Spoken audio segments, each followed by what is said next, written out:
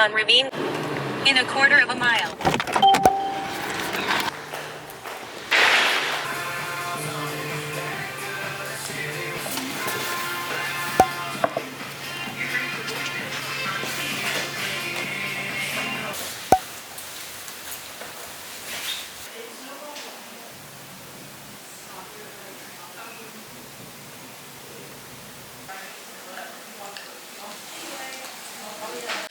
So I was diagnosed with stage 2. At the time, it was still stage 2A, 2B, 2C. So stage 2A, estrogen receptor positive, HER2 negative in the right breast, and the tumor was right behind the areola. And their words were, "You're too young for this, but you have cancer." Well, you're unique too because you've been through multiple types of reconstruction. Yes, yeah. You've gone through adjuvant chemotherapy after your breast cancer, and now you're 8 years past that, still pursuing different types of reconstruction. You do a great job of describing all that you've been through, and thank you. I can see it's be very helpful for anyone, in your situation, anyone that's young or further along in life who's going through this. It's relevant for all women. And hopefully, ideally, making more women comfortable with asking questions. That's probably the skill that I developed through all of this. It's being okay with asking the doctor what might feel like a hard question. I truly believe that if it's a provider that's not okay with those questions, it's twofold. So a provider may not have the answer to your question, which I think is perfectly fine. But I think the way they let you know that is important. Do they have the answer? If they don't, can they get it? Versus, I don't want kind of that more stoic, I don't think you should be asking me those types of questions.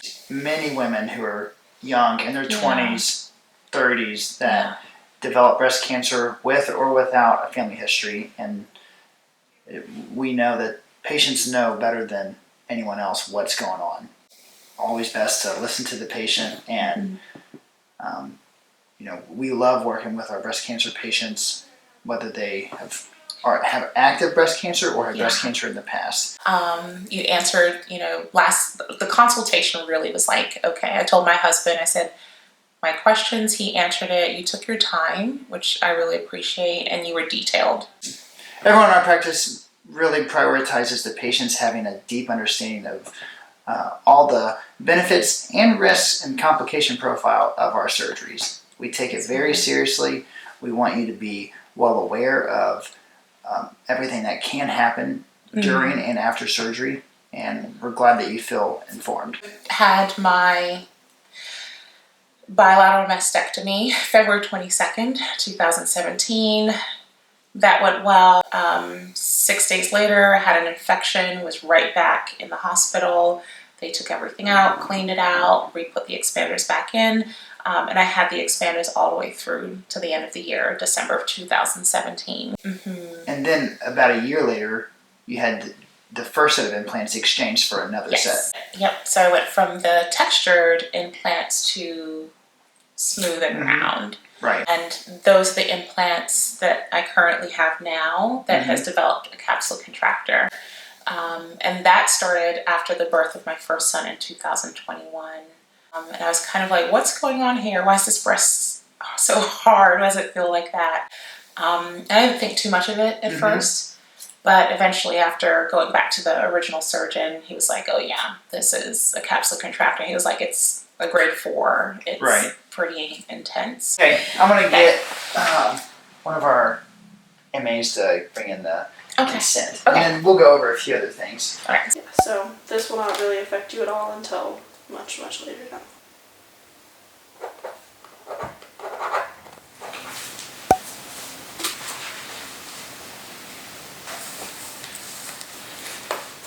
Perforator exchange. It's where two perforators that you want to use to perfuse the flap are not ideally positioned, and to take both of them would require compromise or sacrifice of a substantial part of the rectus abdominis muscle. And so we will dissect both of them underneath the muscle and then transect them and then reconnect them in an attempt to preserve the muscle fibers, or even to preserve the intercostal nerve that innervates that muscle. It's rare that we would do one, or that we feel the need to do one, but in instances where there are two perforators for a large flap that we would like to use both perforators, we will take perforators that are in the same row, whether that's the medial row or the lateral row. And the benefit of that is there's less horizontal muscle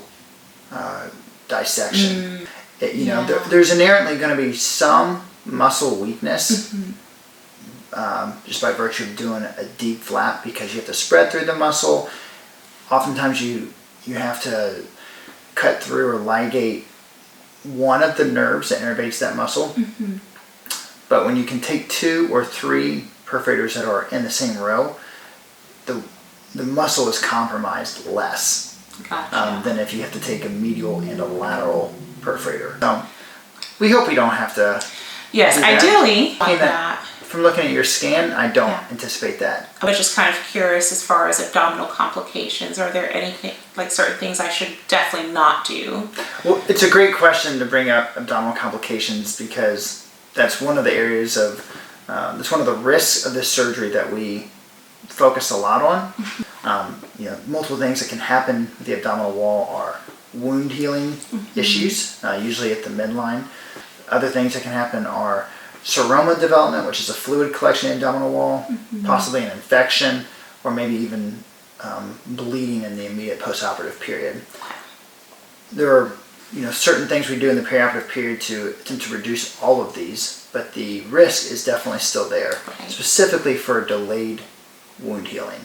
Things that you can do, things that are going to happen after the surgery, are you're going to feel a little tight in the abdominal wall, to the extent that when you get up and first walk outside of the ICU, you'll be using a walker and you'll be hunched over.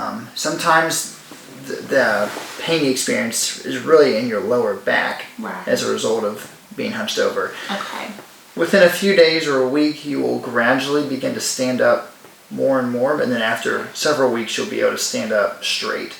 We encourage all patients to not lift anything heavier than a gallon of milk with either arm. That's to prevent too much movement of the breast, but also to prevent any strain on the abdominal wall. We allow you to shower within 48 hours. But just don't want you to submerge underwater.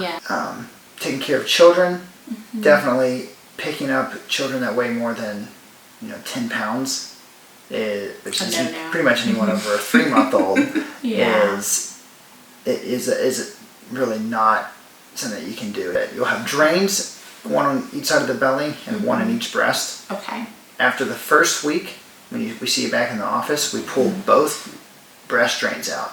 You still have a drain in each side of the belly. You come back on week 2. You come back at week 2, and we pull out one of the abdominal drains.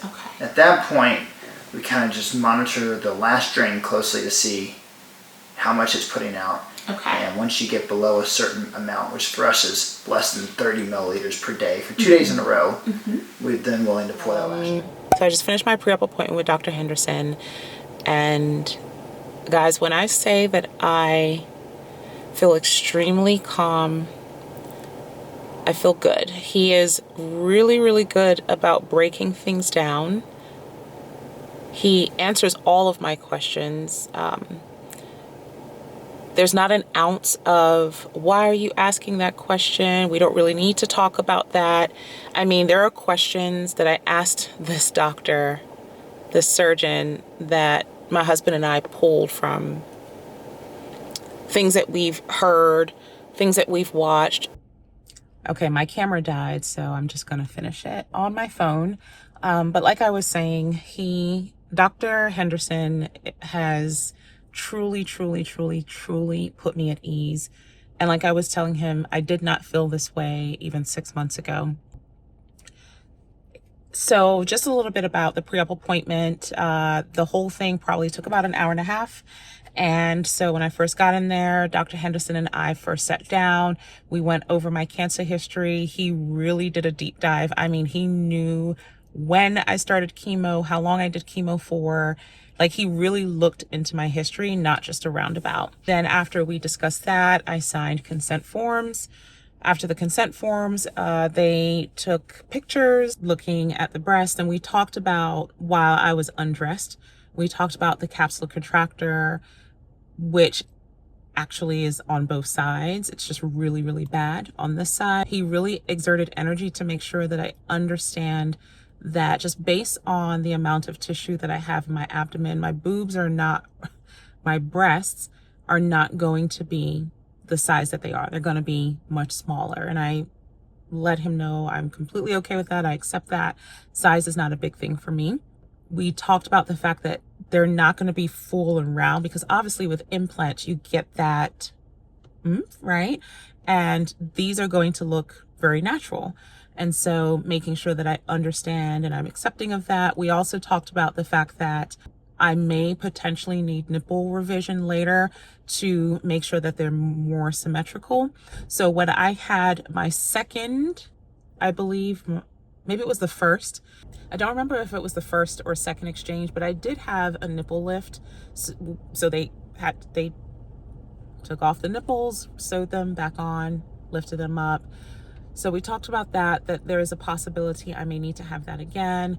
Like I said, he looked at, I had rippling. The other thing that was super comforting that we talked about, and we talked about in length, is just the fact that with the implants, because they were placed under the muscle of my chest wall, that it's not likely that I will have to deal with animation deformity moving forward, which I am not upset about. We then went over like the incision line, how to decrease abdominal complications. I asked him a question about apex flap versus deep flap and the possibility of needing to do an apex flap. And I had a CTA scan done a few weeks ago, and just based on that scan, I do have 2 very good perforators, and so an apex flap is even less likely. It's already a rare procedure that's done when needed anyway, but the fact that I have 2 good perforators make it less likely. We talked about a few other things and focused on just the things that I need to do leading up to my procedure, which is in exactly 14 days. I will not be able to pick up my baby for a while, and what they explain, it makes complete sense. Because it is a transplant and we want the breast to live, we don't want to mess with, the arteries and veins and everything that's being transplanted. We don't want to mess with that. So carrying a baby on my chest is not going to be beneficial. Trying to carry a baby on my side, the incision, I'm going to have drains. It's just going to be a whole lot, and I don't want to end up back in the hospital. So yeah, I'm feeling pretty good. I'm feeling pretty confident. I was feeling confident after the first time I met Dr. Henderson, but today I have to say it was A1. So make sure to like, comment, subscribe to follow on this journey of me getting the deep flap reconstructive procedure post breast cancer.